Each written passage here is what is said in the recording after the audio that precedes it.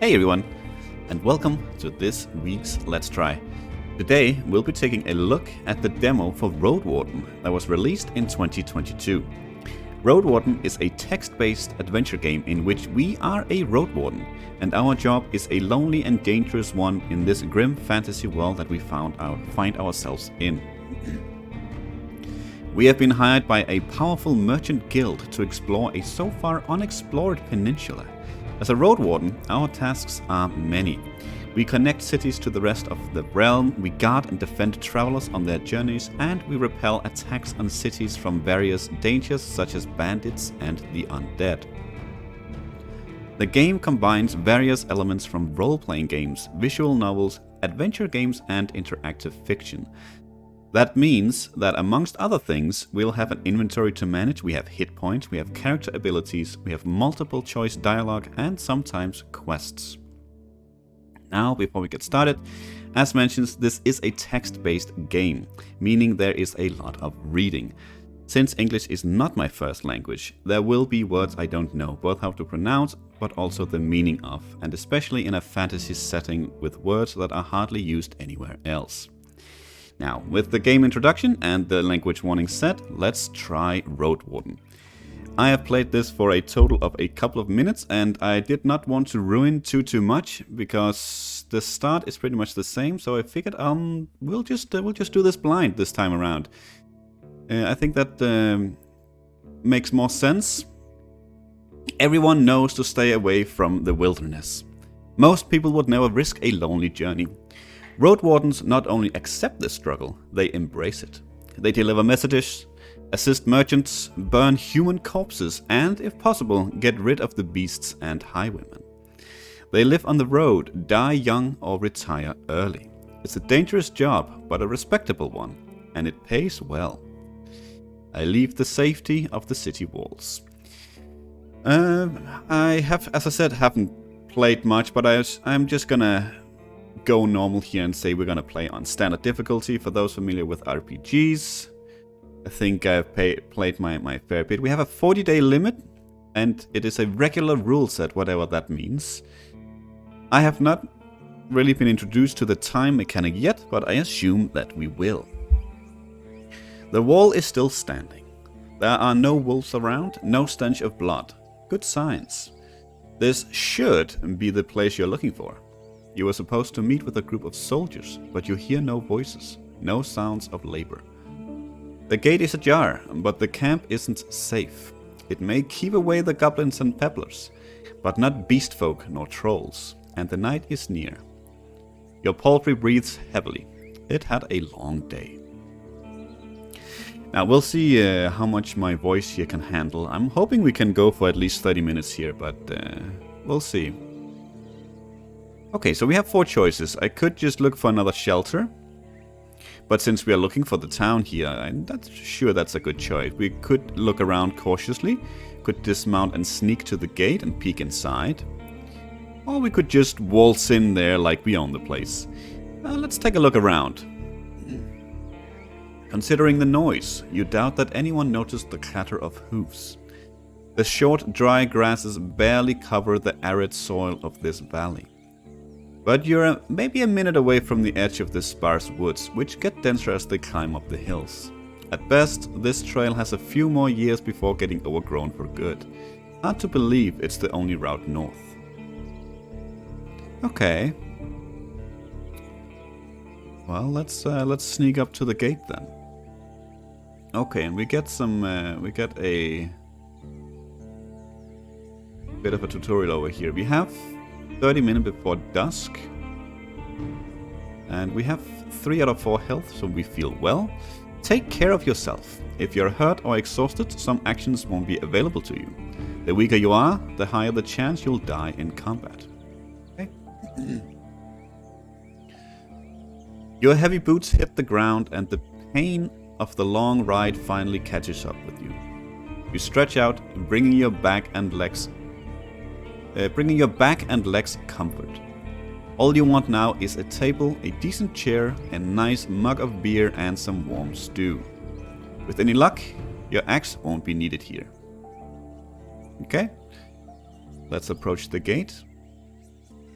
It's a military camp. It doesn't look the part. Or if it's a military camp, it doesn't look the part. Plenty of wasted space. The fire pit is cold. 2 people are sitting at the table, tired and disheartened. They are looking in different directions, paying no attention to one another. One of them is holding a cup. After a moment, you notice the quiet humming. You recognize the melody of a light-hearted drinking song from the city harbor. Okay, they don't look like much of a threat. I can enter. It takes them a few breaths to glance in your direction. The first person greets you with a wave of his hand. There are bags under his eyes, his beard is messy. Despite his simple shirt, he's wearing durable, decent boots. A mace with a head covered in iron hangs at his side, but he doesn't reach for it. Let's take a look at the second soul. Just like you, he's wearing a gambeson, but hers is a bit loose, as if she took it off a corpse. Her head is shaven, as if she's protecting herself from flesh-eating bugs. Her eyes are weary, yet kind. She smiles. Considering the squad was sent here half a year ago, these 2 surely look the part. Though there should be more of them. 8, you believe. Let's let them speak first. It's nice to see an unarmed traveler in this godforsaken shithole. Makes me just a tiny bit hopeful. The bearded man's voice is strong yet timid. You'll be staying the night with us, I guess. We're soldiers, he and I, adds the armored woman. A moment switches from half asleep to relaxed. We'll do our best to keep the camp safe, but if you were to take the first watch, it would be a huge help. Travelers ought to help each other, wouldn't you say? You think for a moment. To fully rest, you'd need a good sleep. Let's try and make a good first impression here. These 2 clearly look like they need it. It'll probably hurt us in the long run that we're gonna say yes to this, but maybe we'll get on these people's good graces. Sure, leave it to me. Fantastic. She rubs her hands together. I don't remember the last time I had more than half a night of sleep. The hours before midnight should be the calmest. Just wake us up if anything happens. The man flashes you a wide smile. It's easy to wake us up. Just yell. He drinks from his mug. Let's ask them about their lieutenant. You wonder how to phrase your question. Okay. Whenever you meet new people, you can influence how they perceive you by selecting one of the attitudes. Okay, we can be friendly, supportive and cordial, playful, use a joke or a witty comment. Distance, hide your emotions, we can be intimidating, hint at a threat. Vulnerable, be sad, tired, afraid or hopeless. I'm thinking with these 2 people, they seem friendly enough, they seem kinda down on their luck, they seem tired, they seem exhausted. Maybe either friendly or playful here would probably go a long way. I'm thinking playful, maybe a joke would lighten the mood a bit. Oh, can we actually just... okay, we can see what we actually would say. I was hoping to meet your lieutenant. Could we talk for a bit? Okay, so that was the friendly one. The playful will be, I'm sure you're busy. If you could just introduce me to your lieutenant. Well, that's not exactly funny, but... okay. The armored soldier spares you a polite smile. Next time, better schedule a meeting. This place gets really crowded these days. She stands up. She pays little attention to the sword at her side. I figured you aren't here on a walk. Let's say it's me you need to speak with. Are you a messenger? Did you lose your mount? Or are you looking for help? I'm your new Roadwarden. My horse is waiting outside. Really? The soldier in the shirt leans forward. That explains how you got here in one piece, all by yourself. Better bring your beast here, adds the lieutenant. We have no hay, but I bet it dreams of dropping its saddle. A long pause. I'm Tulia, by the way. She reaches out her hand. It may be a trap. I gesture for her to stop pretending to be embarrassed. I should wash myself first, but you can call me. Oh no. Well, we'll trust her. I'll shake her hand. How do you want people to call you? Lido. Okay, sure, why not? Her grasp is confident, the shake is slight. Just keep your horse away from the tents. She steps away. We don't need to smell its dung. Ah, there's this one issue. The soldier in the shirt also rises to his feet. We have no tent to spare. You'll have to use a blanket or something. Not a problem. I enjoy observing the stars. You walk through the gate, your mount looks around and snorts anxiously. Not many humans could ride a horse. It's not only taller than you, but also bulky, as heavy as it is strong. You can get in the saddle within a single breath, but most people wouldn't know where to even begin. From every side, it's a wall of flesh. Horses were brought to the Dragonwoods from the conquests in the south. They can trot for a long time, but won't outrun some of the local monsters. Your palfrey needs you to survive, but without it, you too would be lost. Okay, it is my only companion here. I want it to feel safe. I don't care how it feels, but I need it to be strong if I want to travel, and I can't afford another one. I know, we care about it. It takes a few steps towards you, scolding you with another snort. You scratch the bottom of its neck with strength and confidence, just the way it likes it. Humans see useful animals, and even pets, as monsters in disguise. Getting emotionally attached to them is believed to lead humans to their doom. But you know that horses need companionship. Okay, I speak to it gently and lead it to the camp. You end up next to the fire pit. Removing the saddle makes the horse nicker with relief.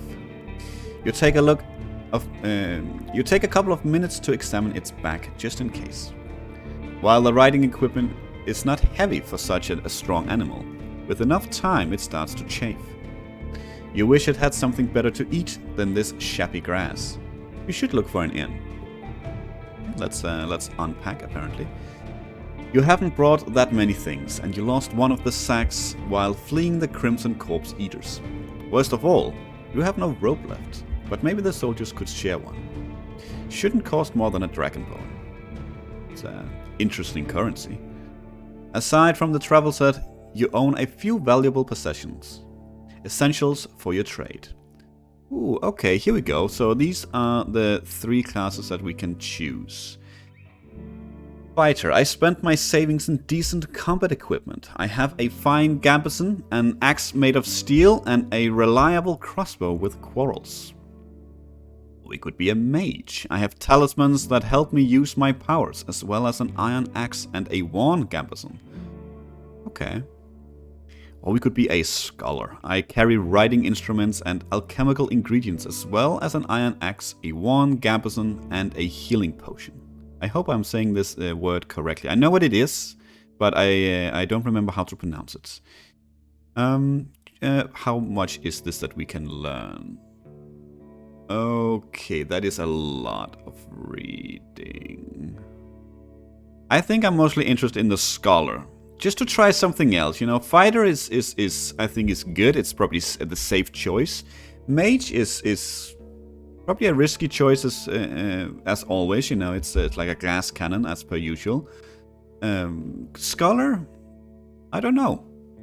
Probably also something that's fairly vulnerable, but we'll try. The scholar will know more about the world's mysteries than you. Really, the scholar will know more about the world's mysteries than you, helping you take advantage of some unusual situations. Your character will impress the locals with its knowledge, and you'll be able to read the sparse written clues without anyone's assistance. Scholars struggle with combat more than the other classes, but with enough carefulness and exploration, you'll gain access to alchemical mixtures that will help you escape from many dangerous situations. Okay, so maybe this is like a fighter is heavy on combat. The mage is like the middle ground. It maybe has some abilities to read some of the clues and can do combat if needed to, where the scholar is probably more about the lore. Let's say for this, let's try the fighter will probably be the best choice, just to make sure that we'll get somewhere, but we'll play the scholar. Okay, taking hits will damage your armor. you can fix it in various settlements. Okay, so we have a 1 Gambeson, so I'm guessing that's why we are on half armor here. Fine, for the fighter, might have been on 3, possibly even 4. Okay, we also have an inventory apparently. Ooh, okay. We have food rations, healing potion, nice. Pouch with coins, a Gambeson, alchemical ingredients, the travel set. It's not just a travel set, it's the travel set, okay. Riding instruments and a simple battle axe. Hey. You unpack and inspect your belongings. Your water skin isn't pierced, the spare clothes are still here. Just in case, you take a look at your wooden bowl and mug. Bowl, not a bowl. Your cape, tinderbox, bandages, food rations, knife. Nothing special or too cumbersome. From time to time, your routine helps you avoid mistakes, but this doesn't make it any more exciting. Let's return to the soldiers. They are at the table again, observing your beast and chatting between themselves. Your stomach growls at the sight of them eating out of wooden bowls. One more bowl was put at a previously unused end of the table. You can sit down on a tree log. Okay. So we can join them at join them and take a look at the meal. We can thank them for the meal, but we don't want to eat with them. I sit down and ask Tulia what she can tell me about this area. I completely ignore the meal. I sit down and speak with Tulia. Now, we're gonna eat some food here.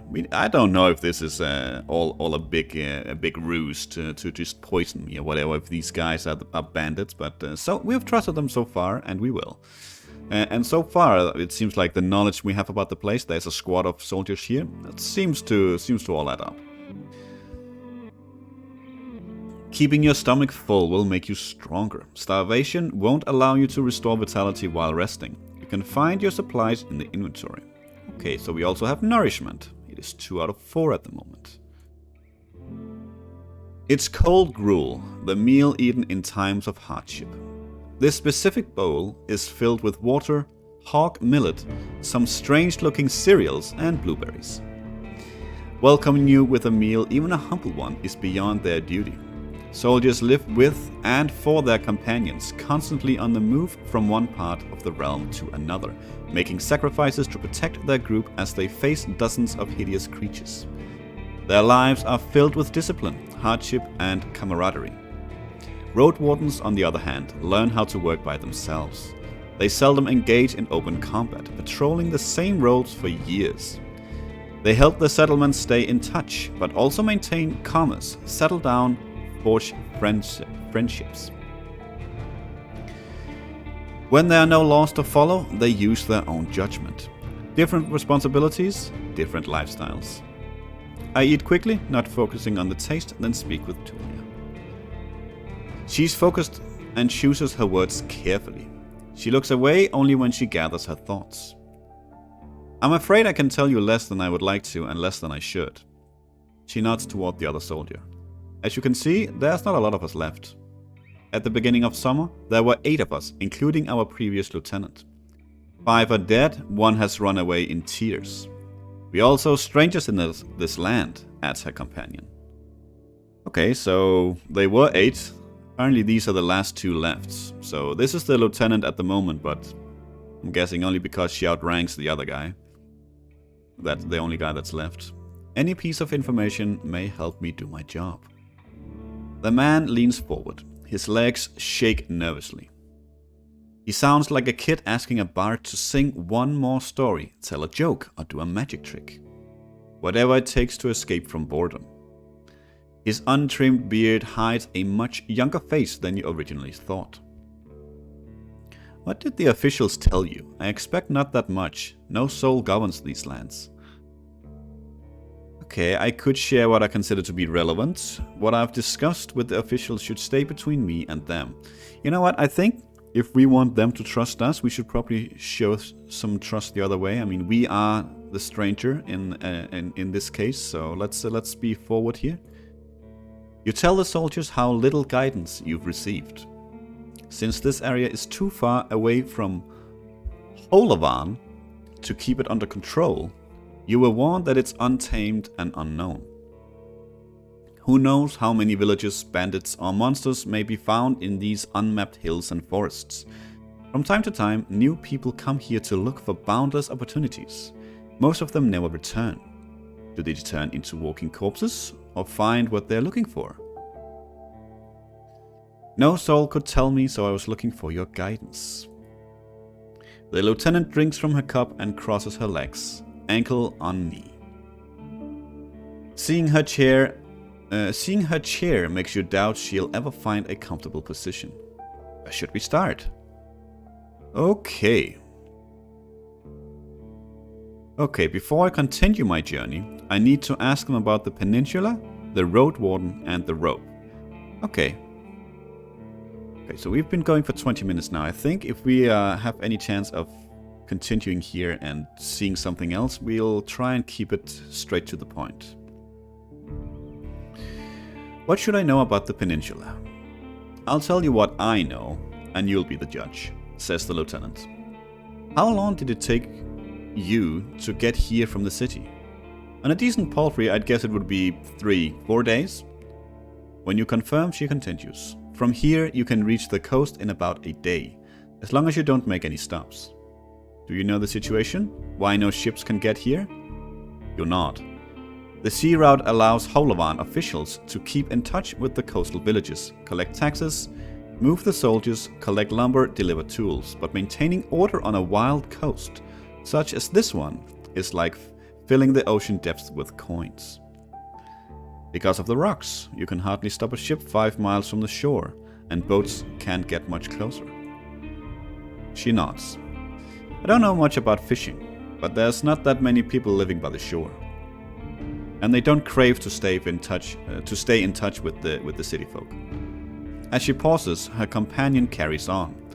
No soul from the north ever came to the camp, but when we travel to the roadside inn, Pelt of the North, they are happy to trade and to play dice. Why not just stay at one of the settlements? The man clears his throat.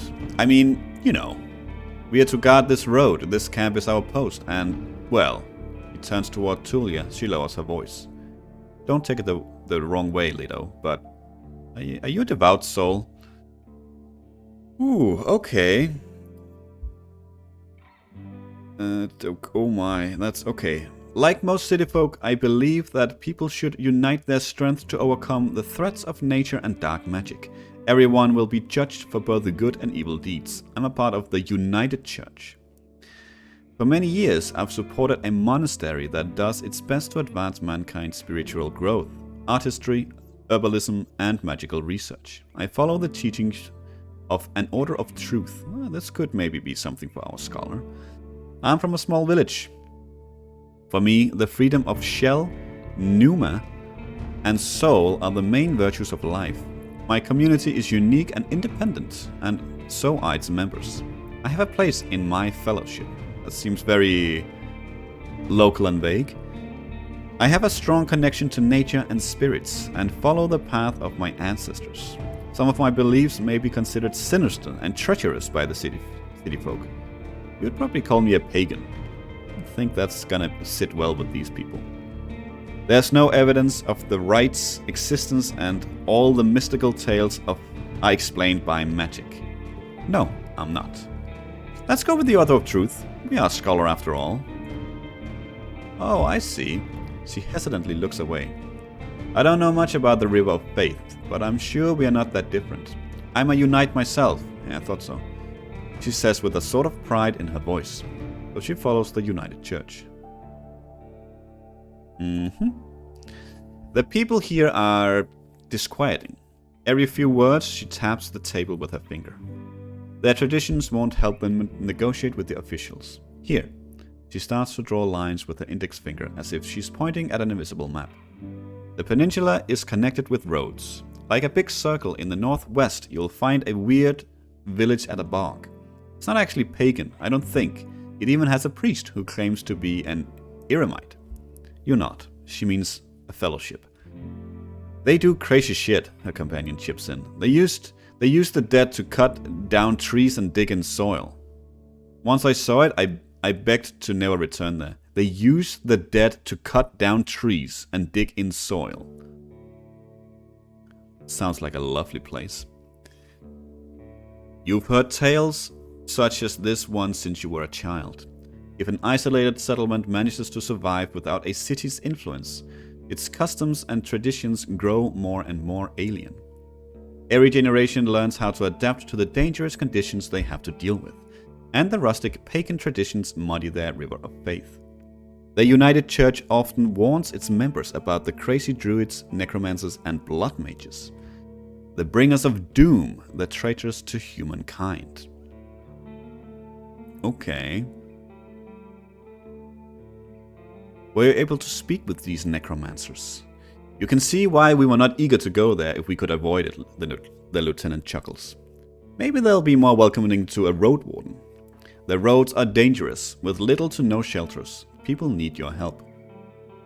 The man in the shirt turns a bit and points a finger to the northwest.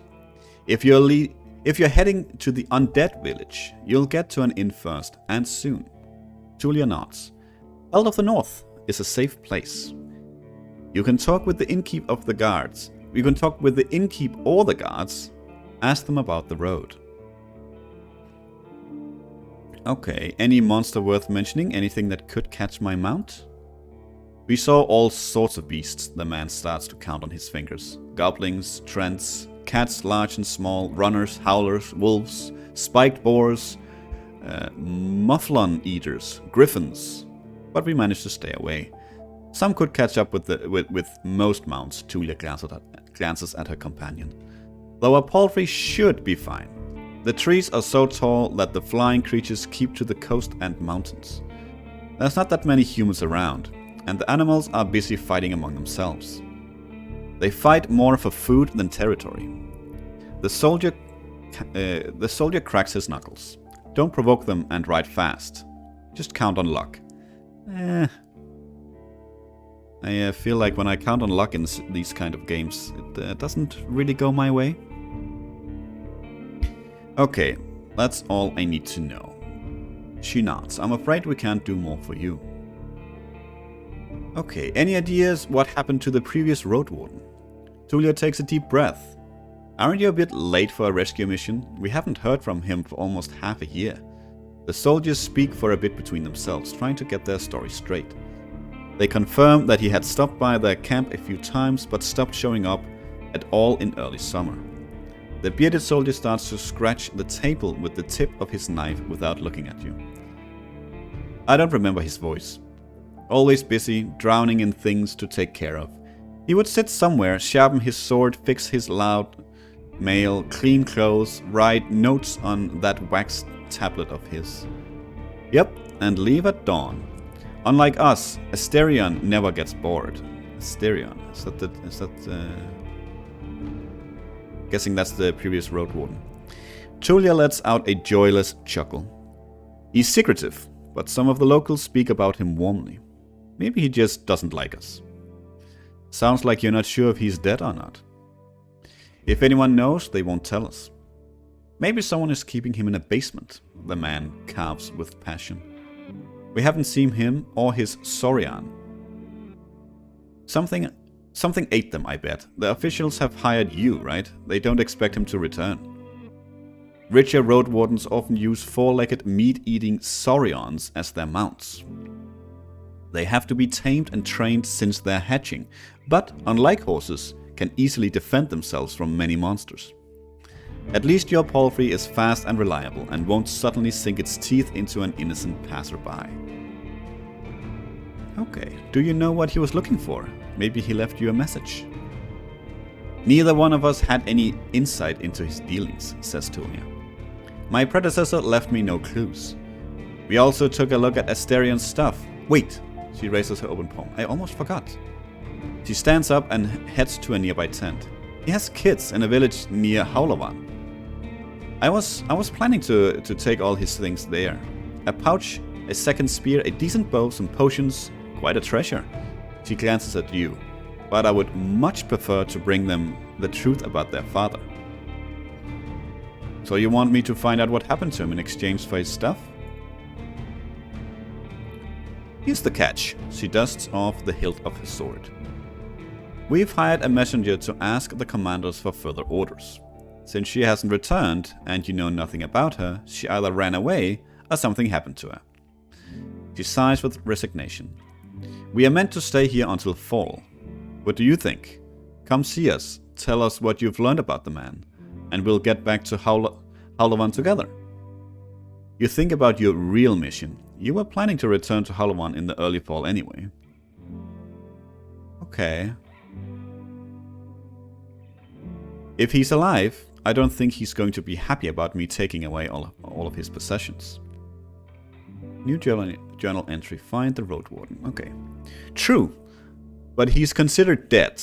I doubt he'd begrudge you anything. And who knows? You may just find his shell lying on the roadside tomorrow. He wears mail, uses a spear mostly. Maybe 5 feet tall but stout. Long red beard, short hair, pale face, rarely smiles.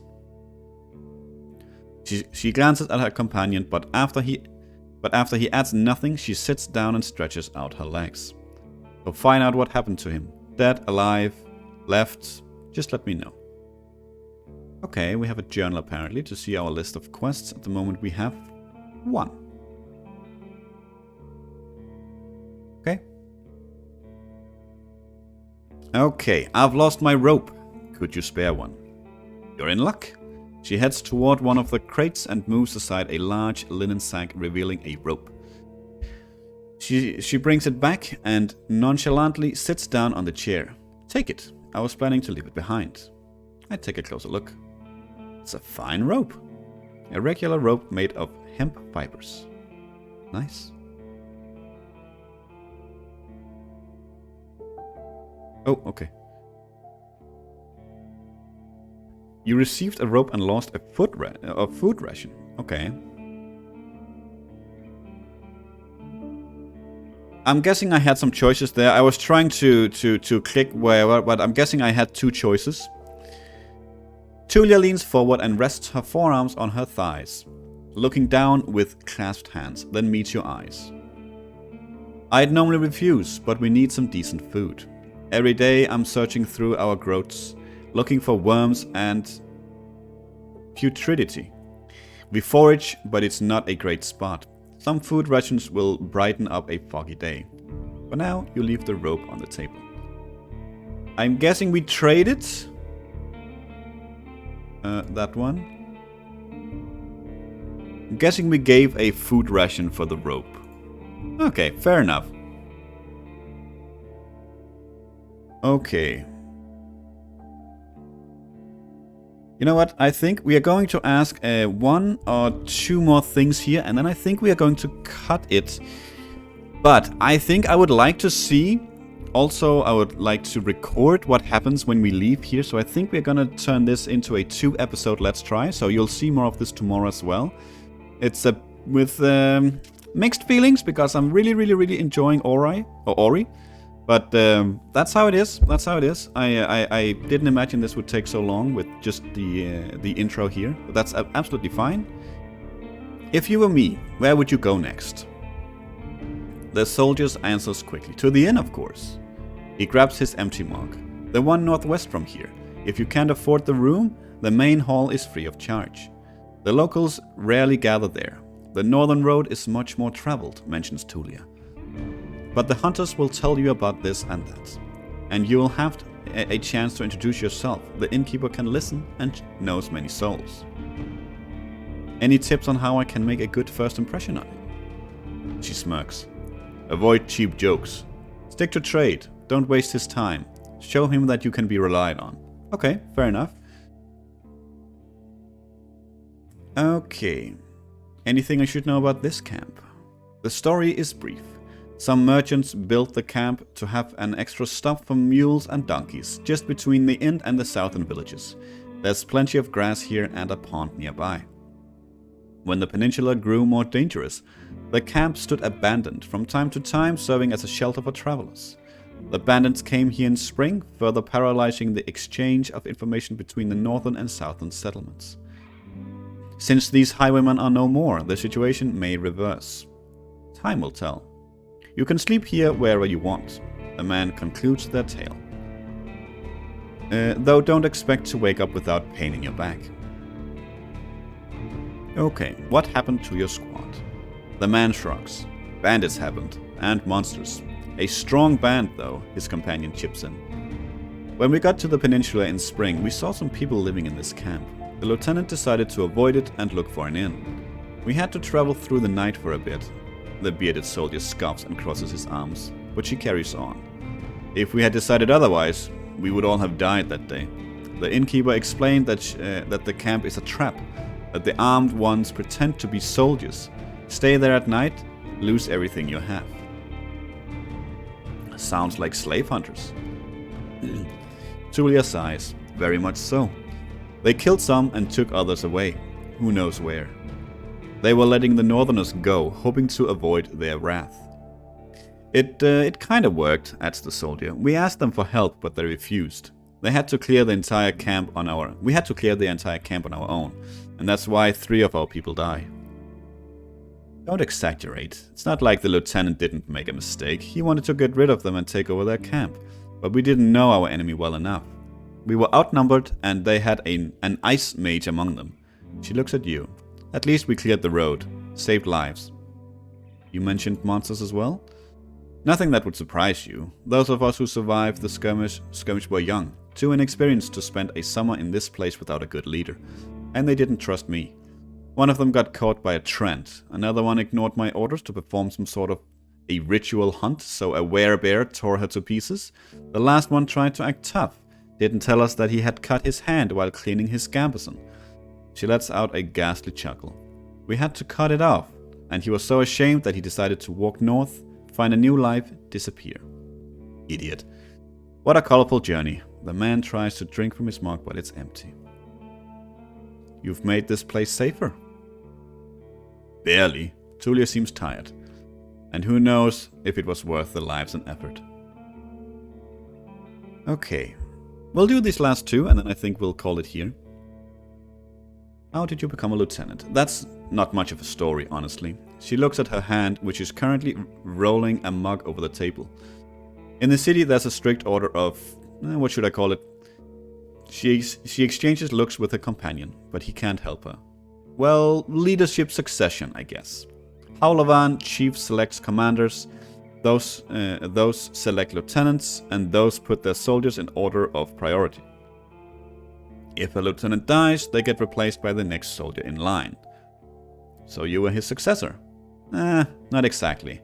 When we fought the bandits, our lieutenant was hit by a slingshot. His boyfriend jumped to help him, but failed to protect either of them from a spell. It was like a ball of ice that hung above them and exploded, piercing their heads, completely avoiding their shield. Really unpleasant. She pauses. And you were the 3rd one in line, is that right? Jumping like that to save a man in the middle of an attack doesn't sound like a wise decision. Okay, let's she's probably not 3rd. She's probably very, very long down the line. Maybe these are the last 2. Maybe the guy was the last to be chosen. Okay, she was 3rd. Okay. Basically, yeah, she says without enthusiasm. I didn't plan to become a leader though. I'll get demoted once we return to the city. I prefer to follow anyway. Okay, what was the squad's mission? The lieutenant looks into your eyes. You know, the usual, making the road safe, keeping people alive. I explained that it may be important for me to know what they have tried to accomplish. I can't really tell you. Let's just say it would be nice to have a reliable outpost somewhere nearby. A place where you can always find a group of fighters willing to protect you in the name of the law. She tilts her head back. Now, if you have any other questions. It's getting late, we should prepare for the night. I agree. Tulia sighs with relief. And may you do better than Asterion did. Stay vigilant. She winks at you, shattering the mask of a soldier. Open the archive to reread the most recent text. Okay. Okay, it goes back pretty far. Fair enough. So if I do randomly click something, can we actually see the...